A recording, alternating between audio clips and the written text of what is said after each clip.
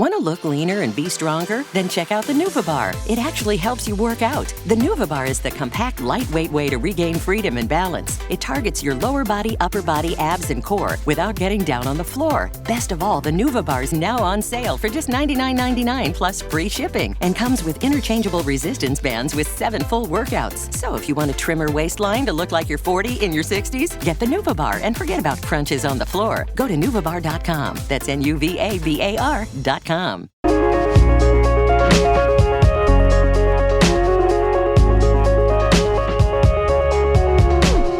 to the Geek Therapy Radio podcast. That's not actually on the radio anymore, as of recording this at least.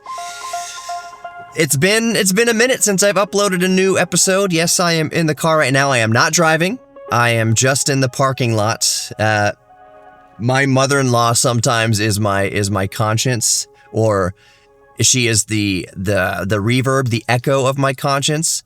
I did a couple episodes while I was driving, between dropping off my son at daycare and coming into work, and it's all fine. The driving was obviously the priority, but yeah, there's a better place to do it. If anything, just for even audio quality, that it's better to be sitting still somewhere than driving. That way the noise canceling doesn't have to work as hard. But yeah, driving and recording a podcast, it's probably just not the best in general. So anyways, I am sitting in the car. We do have noise canceling going on because I do hear some ambiance in the parking garage here, even though I've got the doors closed and I've got the heater on in the car too on the lowest level. The noise floor is high, so I'm going to do some noise canceling. All right, pedantic nerd speak out of the way. Like I mentioned, it's been a little while since I've uploaded an episode. It's probably been a few weeks at least. I feel like that's where Geek Therapy Radio is right now. If you follow me for a long time, and I know I've had the show since 2017, which is crazy to think about. It's 2025, and I've had the show for 8 years. In spring, it'll be 8 years of Geek Therapy Radio. Absolutely wild. But I think when you go back, like if we're listening to Geek Therapy Radio, 15, 20 years from now, hopefully I'll keep it going. We'll see. That will be like, oh yeah, 2025, 2024. That's when things kind of slow down a little bit. That's when the pace of release kind of slowed down a little bit for Geek Therapy Radio. My second son was born. Everything has been great.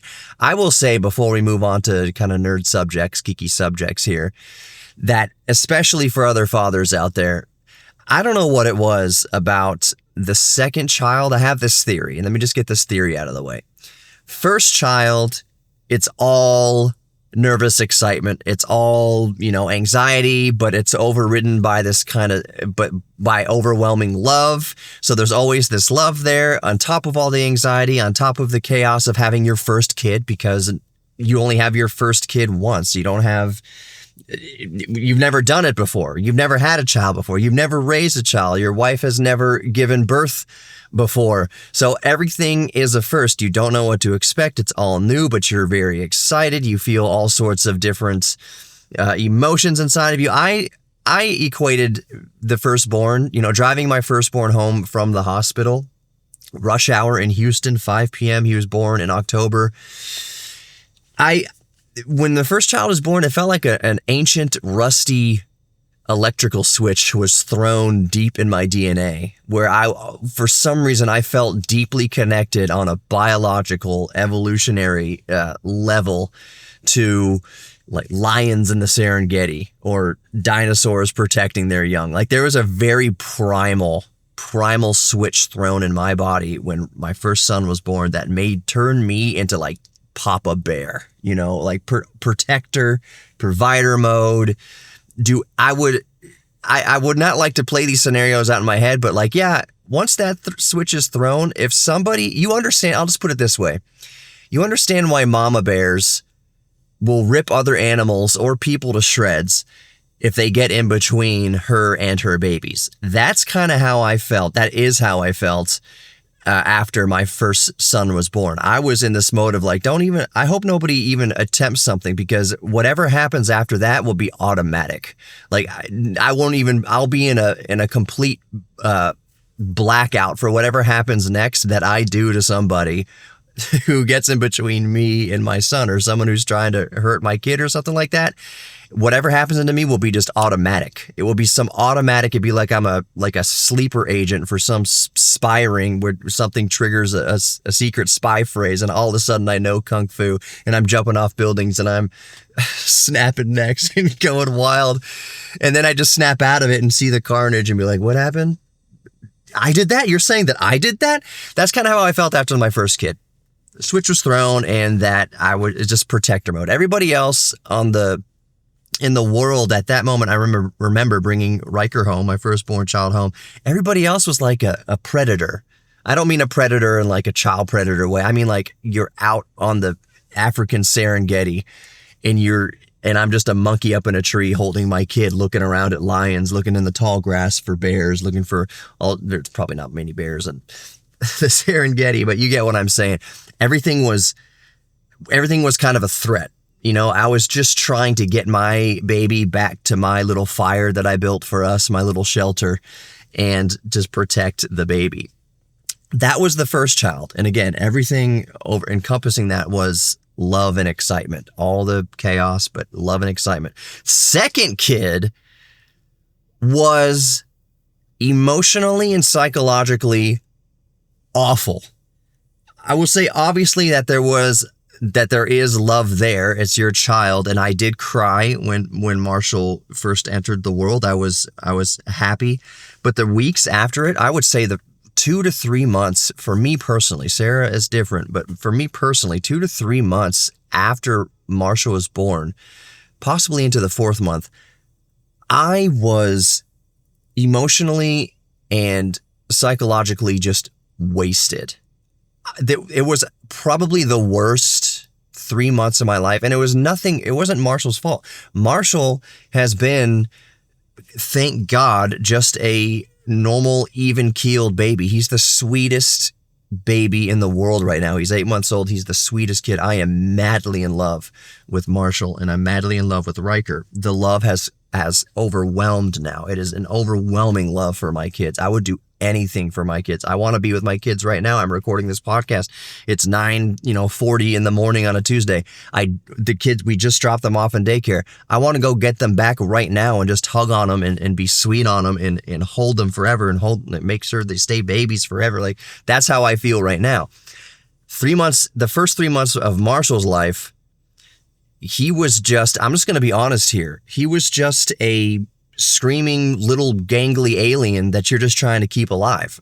And I know, maybe a lot of parents don't want to say that out loud, but that is the truth sometimes, and that's what doctors warn you about. And that's what not child psychologists, but therapists and things that are kind of preparing parents for having a baby, whatever. It's the reason why they say don't shake the baby. It's a very real thing. Yes, this is a child that you brought into the world and that you love, but the frustration and anger is peaked, especially when your sleep has been being broken up. You're out of your schedule again. That's a big part of it. Why I was so screwed up, I think, and why I think the second child, in my opinion, I don't have 3 kids, but I could imagine the third one maybe being easier because you have been here twice before. You know what I'm saying? Like, you've raised 2 kids, you know exactly what to expect. Whereas the first kid, you go through it, and by the time the second kid comes around, you kind of forget what a warp of your routine it is to have a child. The first one, you're kind of expecting that warp of routine. You don't know what the warp of routine is going to be. The second one it's annoying because you get into this routine with your first child. You just got this little trio. It's you, mommy, and your firstborn. And then there's like a fourth person kind of that butts their way in there that throws off this routine that you very carefully surrounded yourself with. And that adjustment, that throwing off of your routine took me at least 3 months to get over. Yes, I had this underlying love for Marshall, but I was annoyed for the first few weeks. And I almost feel bad to say this. I was annoyed on some level, and I'm just being honest as a parent. On some level, I was annoyed that he threw off the rhythm. I was happy he was here, but he was annoying. A little tiny baby is annoying. All it is they're not cute. I'll say that right now out loud. Newborn babies, the only reason why they're cute is because they're so small, but they are not visually very attractive creatures when they're newborns. Like, they're just tiny little gangly aliens that need constant attention throughout the days and nights for the first few months at least. They don't look good. They don't sound good. The cries are annoying. Like, that's why counselors and therapists say, don't shake the baby. I know you're very excited to have a baby and everything's cool, but like, you're going to get frustrated. You're going to get frustrated. Any parent that tells you, oh, I was not frustrated, they're lying to you. And anybody who hasn't had a baby yet, who's like, oh, I can handle all that, they're in denial. You haven't been through it yet. And I'm not saying that I'm some war hero that's been through battle, and it's nothing like that, because overall raising a kid is amazing. If your kid is otherwise healthy and everything, it's the best thing I've ever done in my life, bar none. Nothing else in my life matters. Nothing else even comes close to the joy and love I feel for my kids. But going back to when your second one is an infant and you just bring your second one home, I was annoyed, and a lot of parents get annoyed, and you want to shut that baby up. There's also inside of you is this kind of like, please shut up so we can rest. We're frazzled. We can rest. But that's why they say, don't shake the baby. New parents think, oh, I'm not going to shake my baby. Of course I'm not going to shake my baby. Thank God most parents don't shake their babies. I've never shaken my baby, anything like that. Thank you. But I've been in the place where you understand, like, oh yeah, I totally understand now why some parents might get so frustrated that they shake their kid. Maybe it's something that it's unintentional. I understand how they get to that point now. I never do it, but I understood with the second child how parents do get to that point where they shake their own kid. It's crazy to think about. How could you harm your own kid? I would never do it, but you begin to understand, oh yeah, this is why therapists and doctors and counselors are so adamant, don't shake your baby, because you will get so frustrated. And I felt that frustration with the second kid, and in a warped way, in a very warped way. Obviously, like I said, now he's 8 months old, Riker's 4 years old. Nothing but love. I want them both to stay the same age forever. It is beautiful. For one thing, Marshall's sleeping through the night. It's wonderful. In a warped way, though, after my experience, the first couple of months having Marshall in our life, I halfway jest with Sarah about having a third baby. You remember, like, now that Marshall's in this cute phase, it's like, man, this is so nice. It's so warm, snuggly, happy baby, learning. He's funny as heck. Riker's funny as heck. They're so silly. They're so warm. They're so goofy. They're so loving. It's like, yeah, let's have I rip her. Let's have a third baby. Let's have a third one. Let's go for a girl. Da, da, da. And I'm sure my parents, my mom would be thrilled with that idea. I'm sure my mother-in-law would be thrilled with that idea. That's not a reality. We are not having a third kid, not on purpose anyways. That is just not in our books, and it's really just a financial thing. I mean, not just obviously, I'm not undercutting the emotional toll of it all, but really it's a financial thing. Kids are expensive. Kids are very expensive, and you never know what the future holds. Right now, we're fine. We're keeping our heads above water. It's great. We don't have to, always look at the bank account before you pump gas. It's a nice place to be when you don't have to count the gas station meter. I was there for most of my life, and I could go back to that place any minute now. I could walk into work right now and they could say, all right, we're making layoffs and you got to go. That could happen right now after the podcast. I don't anticipate it. Things are going very well. Just had employee evaluations. Things went very well. Our YouTube channel, Houston Museum of Natural Science, we just went over 100,000 followers. I'm waiting for that plaque, baby. That silver play button.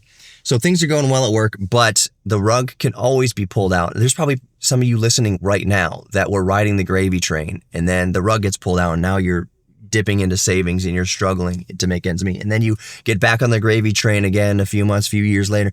Life is not guaranteed. The financial income is not guaranteed. So that is the biggest reason why we won't have a third kid. We don't plan on having a third child is mostly, I think it's mostly financial and also mostly, how does the math work? Emotional, obviously too. But yeah, our house isn't big enough for 3 kids to begin with.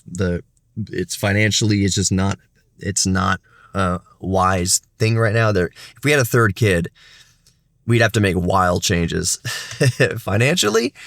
But yeah, so that's the kid thing. And that's what I'm getting at. If any other dads or parents listening to this, where the first kid was a unique experience, second kid was awful at least initially, it was an awful change of a routine and you're getting used to it and you're frazzled and da-da-da. I feel like the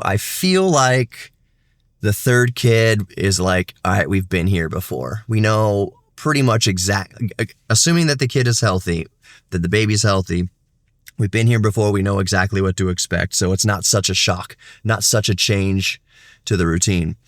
I will say for me, and I promise I'll get onto some geeky stuff here in the next few minutes, but this is Geek Therapy.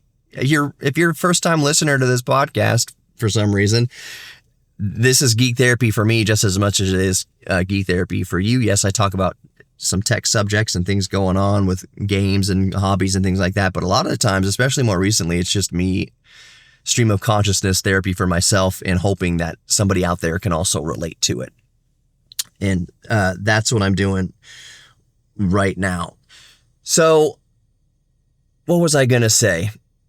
I guess I kind of forgot where I was going with that whole baby train of thought. Yeah, I guess that was it. Just that the third baby, you've been here before. With the first 2 babies, you kind of know what to expect. And assuming the baby's healthy, nothing's a surprise anymore. We were out of diapers with Riker for like 6 months before getting right back.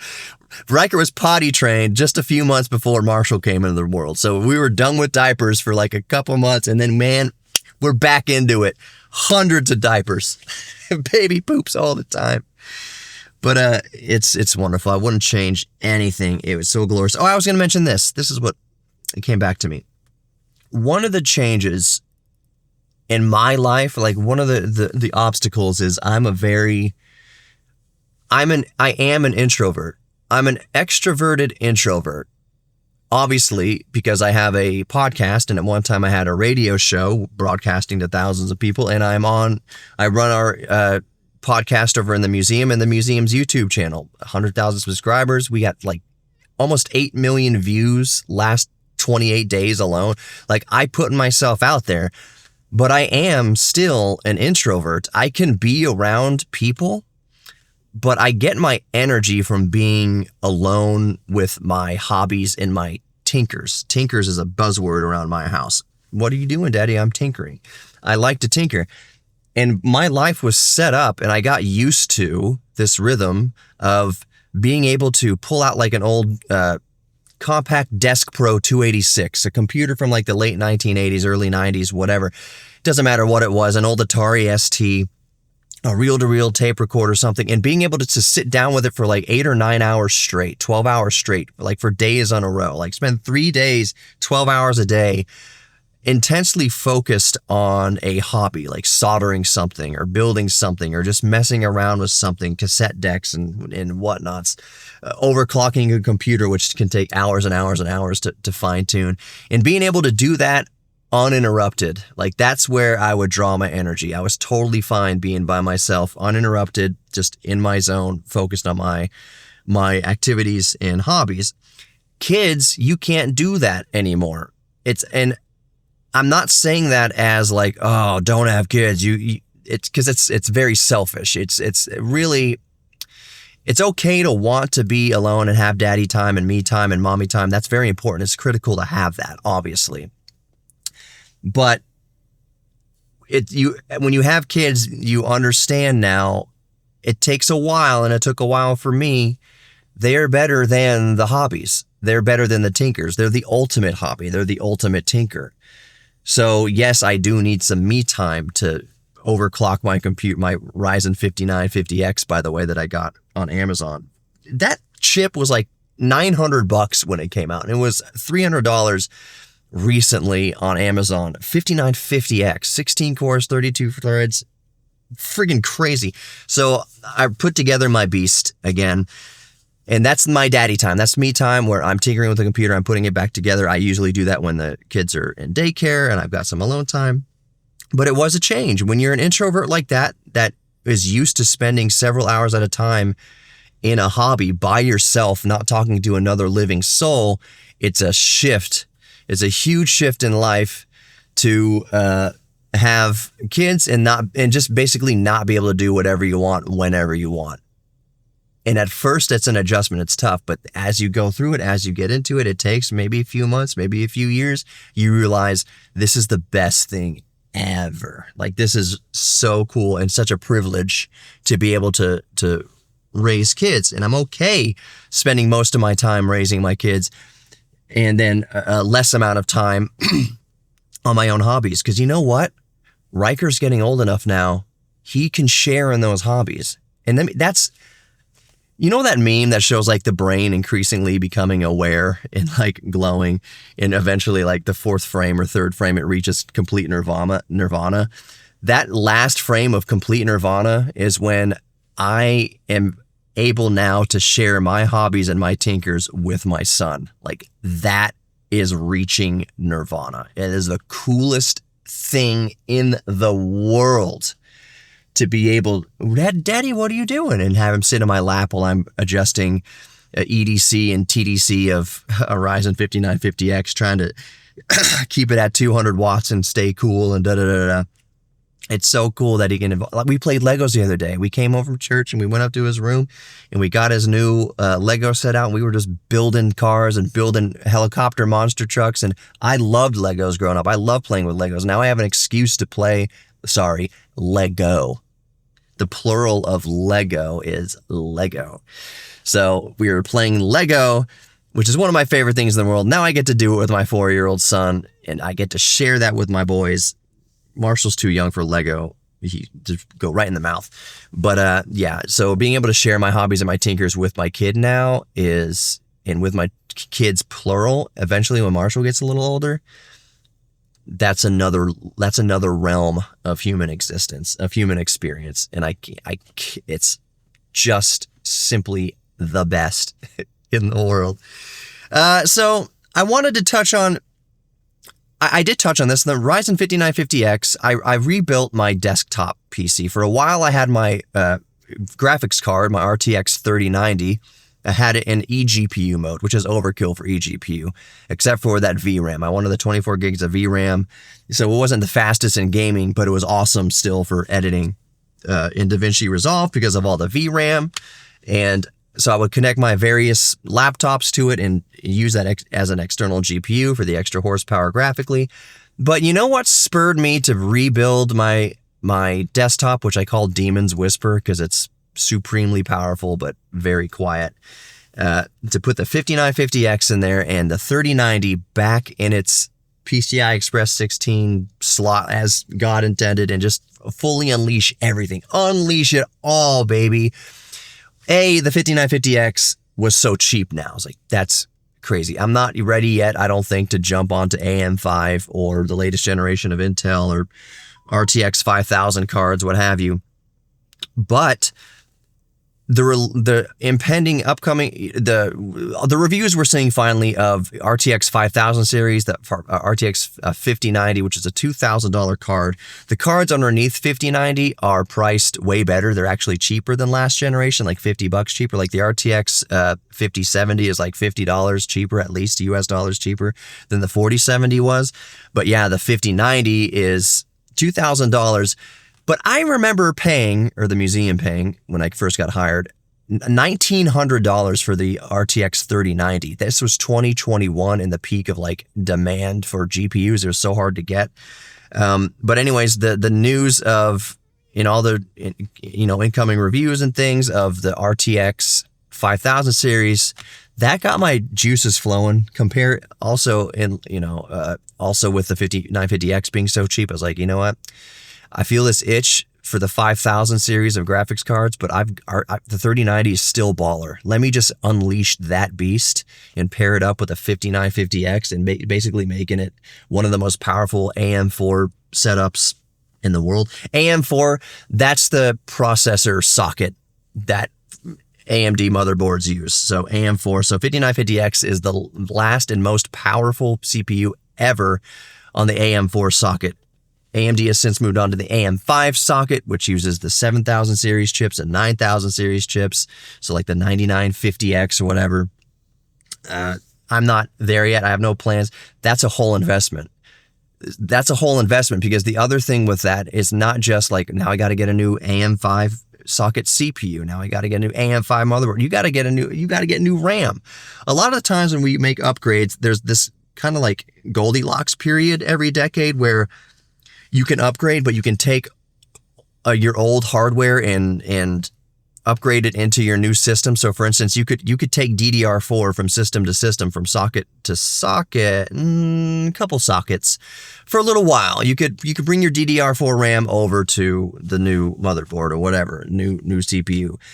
With AM5, you can't do that. AM5 is now DDR5 RAM. Your DDR4 RAM is incompatible. So if you're upgrading from AM4 to AM5, it's not an upgrade path. It is just you're upgrading everything. You can take your graphics card. If you still have like a 4000 series graphics card, a 3000 series, NVIDIA, for this case, you can put any graphics card in there. You can take whatever graphics card from any generation after AGP slot. Any PCI Express graphics card can go to the next system that you upgrade to.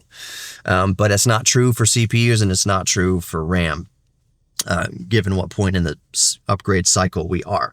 So 5000 series graphics cards, that's what's got me jonesed to bring out the most of my system, because I don't want to be spending thousands of dollars on upgrading the whole desktop. I've got enough stuff. I just wanted to get the most out of what I already had. DJI Flip is coming out very soon. I saw a video. It's probably is it being announced today? I think. I forget.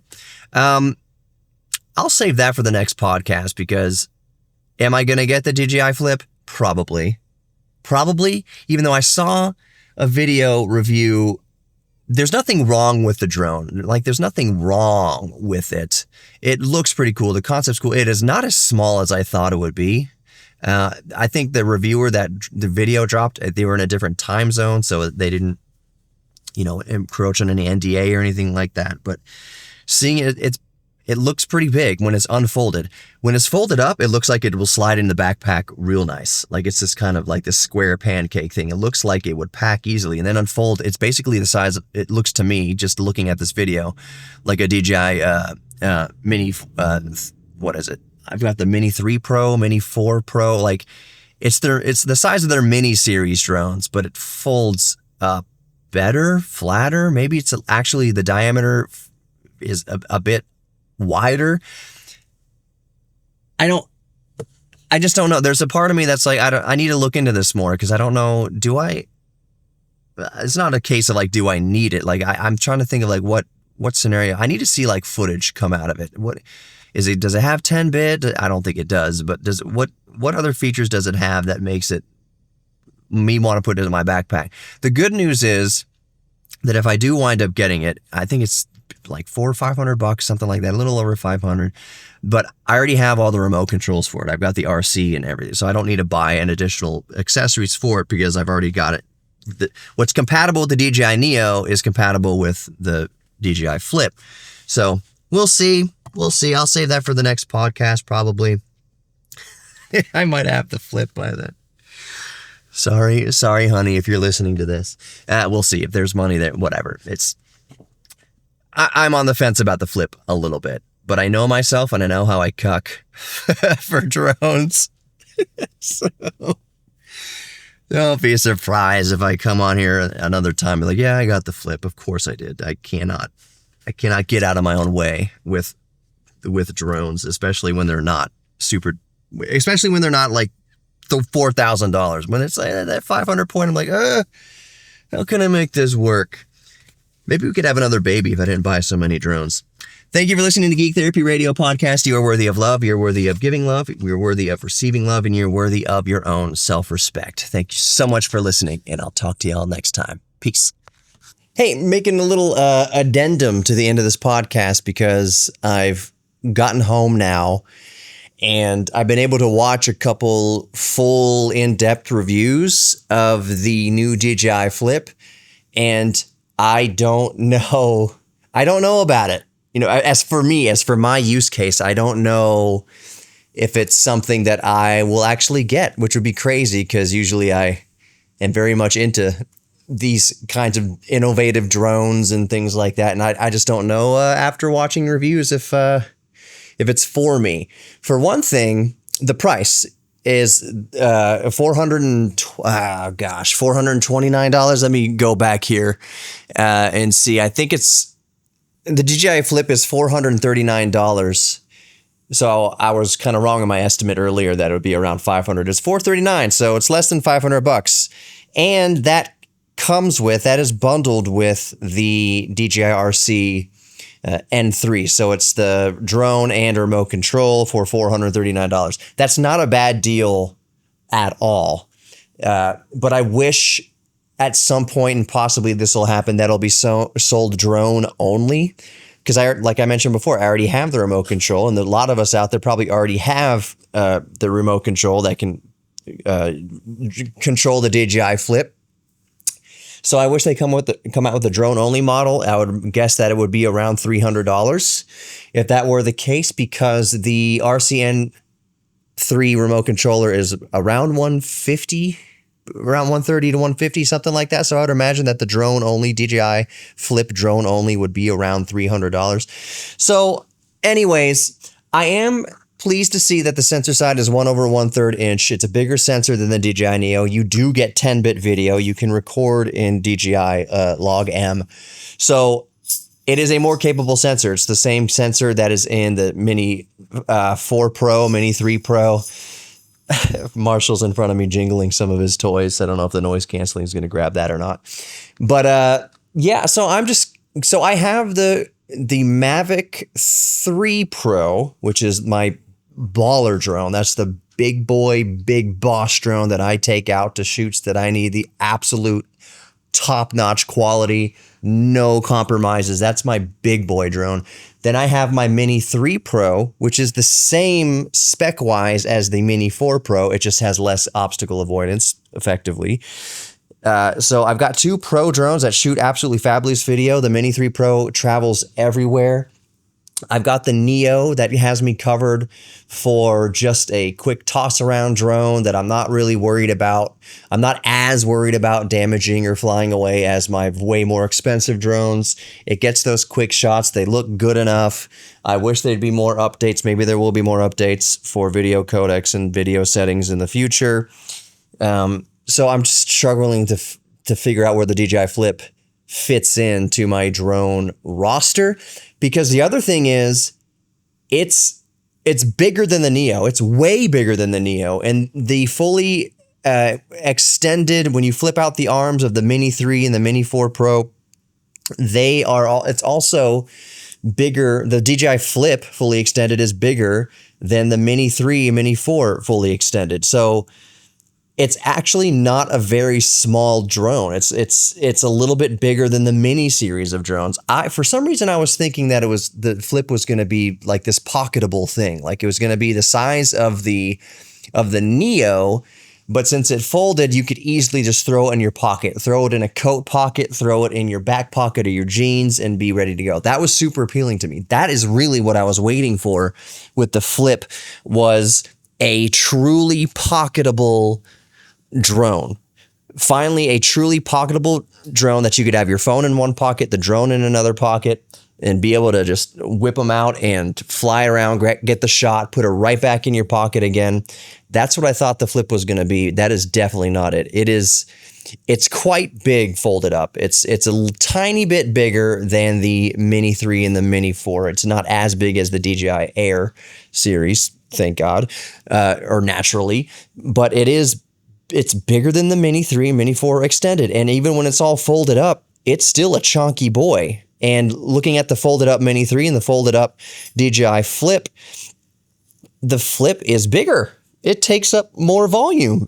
I thought at least it would fold up into a size I could easily kind of slide into a photography bag. And it certainly can. It absolutely can fit in a photography backpack or a photography bag. But the Mini 3 and the Mini 4 fit better inside your photography bag. It takes up less space. So I don't know if I'll ever get the Flip. I don't see a use case. Now, if they ever came out with a DJI Flip Mini that did fit in your pocket, I think that's the Goldilocks drone that so many of us are waiting for. We are willing to sacrifice quite a bit of video options and things like that to have a drone that fits in your pocket and is just ready to go at all times. So far, at least when DJI is concerned, that drone doesn't exist. I fit my Mini 3 Pro into some cargo pants, extra pockets in my cargo pants. And I'm sure the Flip would fit into a big cargo pants pocket as well. But at the same time, you get back to the fact again that the Mini 3 and the Mini 4 are smaller when folded up. So I just don't know where the Flip fits into my roster of drones. And I'm not sure at this point who I could recommend the Flip to. It has all the automatic tracking, like, the quick shots that the DJI Neo has. That's really cool. You can set it. You don't need use it with a controller. You can just have it look at you and track you and do some cool shots. That's really cool. And the shots do look better because the sensor is bigger, but I struggle to think of the person who I'd recommend this to, because I feel like my inclination would be still that my number one drone to recommend to anybody right off the bat. You see me walking down the street, you tap me on the shoulder, and as we're walking past each other, what drone do you recommend? I would say the Mini 4K, not the Mini 4. I know it's confusing, but the Mini 4K, that sometimes can be found for less than $300, including the remote control, and it takes fantastic footage for what it is. You don't have obstacle avoidance, anything like that. You got to be careful, but it's so relatively cheap, and the video quality it takes is so incredibly good, especially for the price. And it folds, and it's smaller than the Mini 3, it's smaller than the Mini 4, even slightly. So the Mini 4K, it's just MINI and then 4K, is smaller than the Mini 3 Pro, smaller than the Mini 4 Pro. So it is my number one recommendation to anybody asking what drone should I get, and I have 1 second to answer: Mini 4K. So I just don't know who I could recommend the Flip to. I looked at the specs, and the video bit rate for what it's worth is 150 megabits per second. That's more than twice than what the DJI Neo is, and the sensor's bigger. It has really cool infrared radar, stereo radar, infrared radar to help obstacle avoidance in low light, but it's just front-facing obstacle avoidance. It's not 360 obstacle avoidance like in the Mini 4 Pro. So I don't know. I appreciate that DJI tries these things, that they try to innovate and create these kind of new concepts and designs. What I'm waiting for is a DJI Flip Mini that literally fits in your pocket.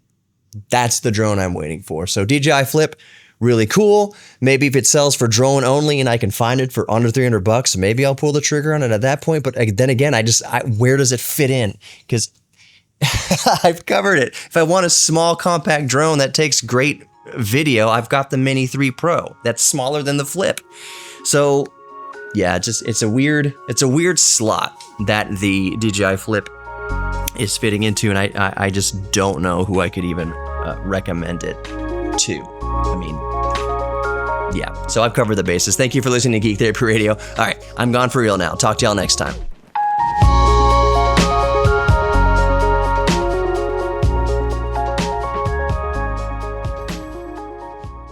Want to look leaner and be stronger? Then check out the NuvaBar. It actually helps you work out. The NuvaBar is the compact, lightweight way to regain freedom and balance. It targets your lower body, upper body, abs, and core without getting down on the floor. Best of all, the NuvaBar is now on sale for just $99.99 plus free shipping and comes with interchangeable resistance bands with 7 full workouts. So if you want a trimmer waistline to look like you're 40 in your 60s, get the NuvaBar and forget about crunches on the floor. Go to NuvaBar.com. That's NuvaBar.com.